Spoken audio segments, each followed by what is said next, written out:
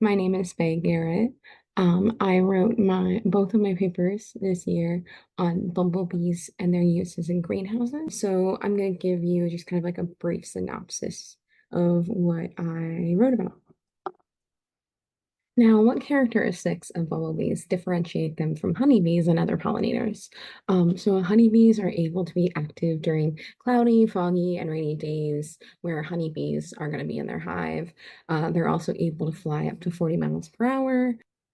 The bumblebees mainly forage pollen versus nectar. So they're getting more pollen on themselves, which each trip they're really getting in there, they're buzz pollinating, they're getting as much pollen on them as possible. They're eating a little bit, they're going right to the next plant, and they're gonna shake off all that pollen, which also helps them with promoting cross-pollination. They can pollinate plants with long and narrow corbella tubes or with harder to reach pollen. This is an example of a plant with a long corbella tube. Agricultural plants that have this are blueberries and cranberries.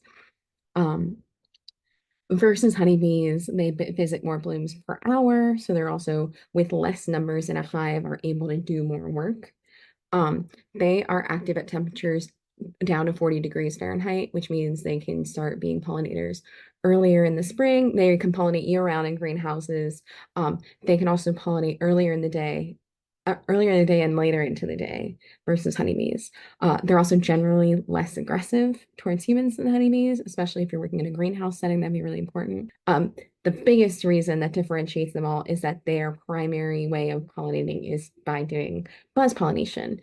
So a very brief idea of what buzz pollination is the bee approaches a flower, she grabs the anthers, which are these thinner internal parts with her jaws.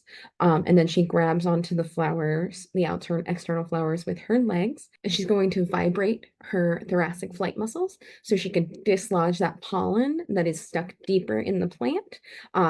Also, this type of pollination is able to fully pollinate a plant in one visit, where honeybees, it can take up to 10 visits to fully pollinate a plant.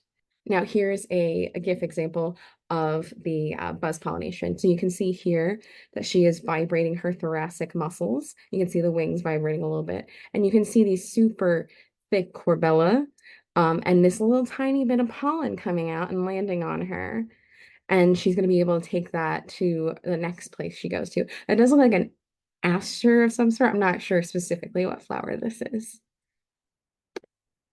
Now, I've talked a lot about anthers. Now, this is a perfect picture. These are both all tomato plants of a bumblebee attached to an anther. You can see that she's clamping down with her jaws and she's attaching her feet to the other petals or the other part of the plant and shaking them.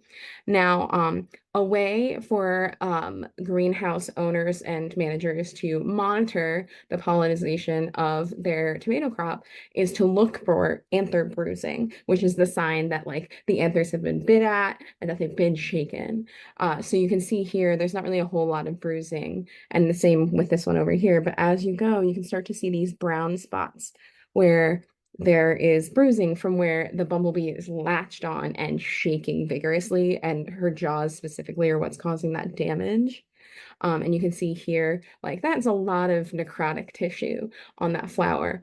Now, and it's important to know when you're stocking your greenhouse, there is such thing as too much of a good thing. Too many bumblebees can actually start to get you diminishing returns or actually like fully kill the flower. So you need to be stocking correctly. But you kind of want to see this like level 2, level 3, like evidence that your bumblebees are working for you. Now, bumblebees are ground nesters, so they're not going to do well in an above ground setting if they're not taken care of properly. So here are just like two examples of an indoor and an outdoor setting of like how to house your domestic bumblebees. Now, I love this one because this is just the most basic. Its base is plywood, and then it looks like a paper box turned sideways to protect it from the sunlight that's coming in through the doorway to the greenhouse. Now, this little opening, you can slide up and down, and that like allows the bees in and out of their box, which is their hive. The box they come in is their hive. It does have like sugar water in it for feeding them, and you should replenish that as you are seeing it get diminished. Um, Obviously, in the greenhouse, they're also protected from the rain. Now, out in the field, which they are used for field pollination with cranberries and blueberries and other things, soybean and cotton are the two others that are coming to my brain. Um, this is one of the commercial, this comes with the commercial box, and it's like a rain TP situation. So you can see the holes where the rain can go down, but not actually go onto the quad that the bumblebees are in. But yeah, that is a very generic intro to using bumblebees in greenhouses as managed pollinators.